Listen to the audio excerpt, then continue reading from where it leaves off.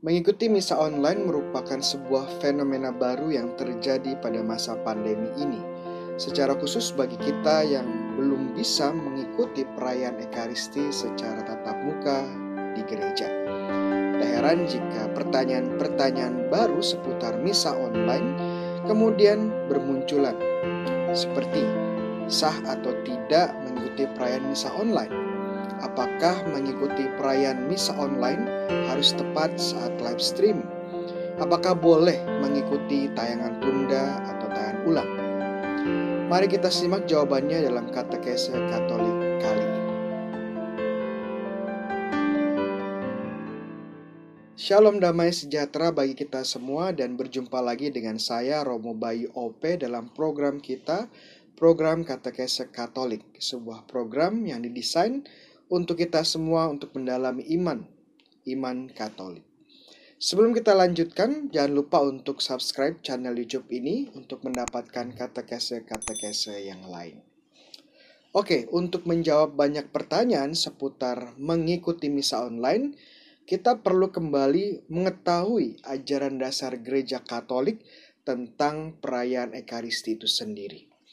Dalam dokumen Konsili Vatikan kedua, Lumen Gentium atau Konstitusi Dogmatis tentang Gereja secara khusus paragraf 11, Gereja Katolik dengan definitif mengajarkan bahwa Ekaristi adalah sumber dan puncak seluruh hidup Kristiani. Secara sederhana, gereja ingin mengatakan bahwa Ekaristi sangat-sangat penting bagi hidup gereja dan untuk kita semua umat beriman. Hal ini sebenarnya sama seperti ajaran Yesus sendiri di dalam Injil Yohanes bab 6 ayat 53 sampai 54. Aku berkata kepadamu, sesungguhnya jikalau kamu tidak makan daging anak manusia dan minum darahnya, kamu tidak mempunyai hidup di dalam dirimu. Barang siapa makan dagingku dan minum darahku, ia mempunyai hidup yang kekal, dan aku akan membangkitkan dia pada akhir zaman. Karena menyadari betapa pentingnya Ekaristi ini, gereja pun mewajibkan kita semua untuk mengikuti perayaan Ekaristi pada hari Minggu dan hari-hari wajib lainnya. Ini tertuang di kitab Hukum Kanonik nomor 1246. Hari Minggu menurut tradisi apostolik adalah hari dirayakannya misteri Paskah. Maka harus dipertahankan sebagai hari raya wajib primordial di seluruh gereja. Jadi intinya adalah mengikuti perayaan Ekaristi di gereja yang dihadiri secara tatap muka dan menerima tubuh Kristus secara sakramental adalah fundamental bagi iman kita, dan kesatuan sakramental dengan Tuhan Yesus ini tidak dapat digantikan oleh hal-hal lain apapun. Namun, ada kondisi-kondisi yang sah di mana mengikuti perayaan Ekaristi pada hari Minggu ini bisa ditangguhkan, seperti saat kita sedang sakit atau saat kita berada di daerah yang tidak ada imam yang dapat merayakan Ekaristi. Uskup setempat juga memiliki otoritas untuk menangguhkan kewajiban mengikuti misa Minggu ini di keuskupannya masing-masing jika dia memiliki alasan yang sangat kuat. Nah, dalam kondisi pandemi yang disebabkan virus COVID-19 ini, para uskup di berbagai tempat memutuskan untuk menangguhkan kewajiban umatnya untuk mengikuti perayaan Ekaristi hari Minggu secara tatap muka. Semua untuk kebaikan bersama.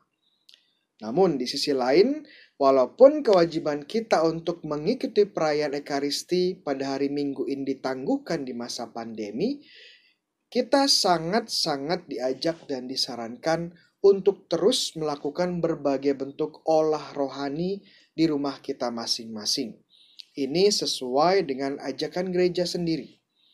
Jika tidak ada pelayan suci atau karena alasan berat lain, umat tidak mungkin ambil bagian dalam perayaan Ekaristi, sangat dianjurkan agar kaum beriman ambil bagian dalam liturgi sabda, jika hal itu ada di gereja paroki atau di tempat suci lainnya, yang dirayakan menurut ketentuan uskup diosesan.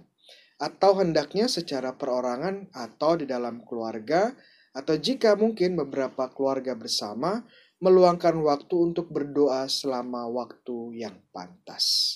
Kitab Hukum Kanonik 1248. Bentuk-bentuk olah rohani dalam konteks ini sebenarnya beraneka ragam. Yang paling direkomendasikan tentunya adalah doa brevir atau ofisi. Bisa juga berbagai bentuk devosi lainnya, seperti berdoa rosario bersama keluarga, membaca dan merenungkan kitab suci. Selain itu, doa komuni batin atau komuni rohani menjadi sebuah doa devosi yang dianjurkan oleh para kudus seperti Santo Thomas Aquinas, Santa Caterina Siena, Santa Teresa dari Kanak-kanak Yesus, dan Santo Alfonsus Maria de Ligori di saat kita tidak bisa ke gereja dan menerima Yesus secara sakramental. Santo Yohanes Paulus II sendiri menegaskan praktek komunis spiritual yang sudah berasal dari tradisi zaman lampau adalah tepat untuk merawat kerinduan jiwa yang terus-menerus terhadap sakramen Ekaristi. Untuk contoh doa komuni batin atau rohani ini bisa dicek di kolom deskripsi di bawah. Oke, sekarang kita kembali ke misa online. Apakah sebenarnya misa online tersebut? Perayaan misa online sejatinya adalah alat bantu dari olah rohani yang kita lakukan di rumah dan tidak menggantikan persatuan sakramental yang kita terima saat kita menghadiri misa suci di gereja dan menerima tubuh Kristus. Di dalam konteks olah rohani inilah kita harus melihat partisipasi kita dalam perayaan misa online. Kemudian, apakah mengikuti misa online itu sia-sia saja? Jawabannya tidak. Sebagai bentuk olah rohani dan jika dilaksanakan dengan intensi yang benar dan dengan kesungguhan hati, kita juga bisa mendapatkan buah-buah rohani, kekuatan rohani, dan juga bisa membantu kita bersatu dengan Tuhan secara rohani. Pertanyaan pamungkas adalah, mana yang lebih baik? Mengikuti misa online live streaming atau misa online tayangan tunda? Sekali lagi saya tekankan bahwa misa online live streaming maupun tunda tidak menggantikan keikutsertaan kita pada misa tatap muka di gereja.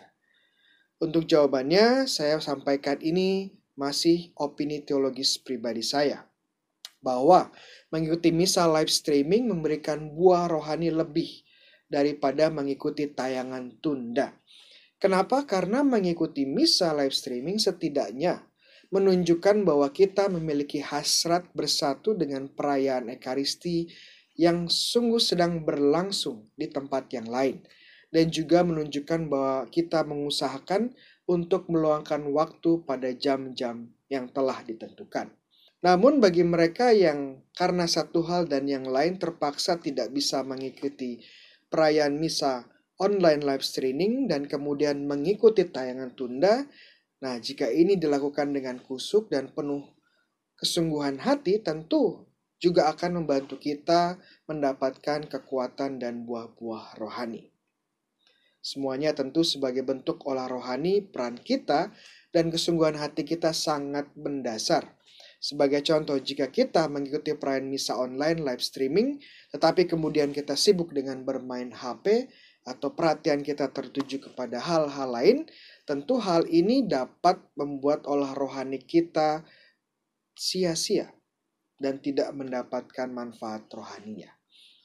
Masa pandemi memang tidak mudah bagi kita, tetapi ini juga menjadi kesempatan bagi kita untuk mengolah sisi kerohanian dan keagamaan kita lebih dalam lagi dalam konteks keluarga maupun pribadi.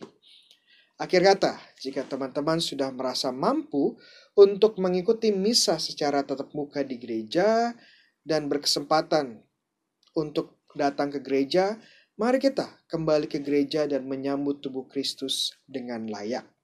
Tentunya dengan mengikuti protokol kesehatan yang telah ditetapkan paroki masing-masing. Demikian katekese Katolik kita kali ini, dan bagi teman-teman yang merasa katekese ini bermanfaat, jangan lupa untuk subscribe dan share ke teman-teman yang lain. Dan jangan lupa untuk mengunjungi channel YouTube saya ini untuk mendapatkan bahan katekese dengan topik yang lain dan juga studi kitab suci dengan berbagai topik. Terima kasih kepada Romo Riston OSC yang bantu dengan berbagai sumber terpercaya, dan juga Romo Indra dari Surabaya yang mengingatkan saya akan esensi misa, baik yang secara langsung maupun partisipasi kita pada misa online.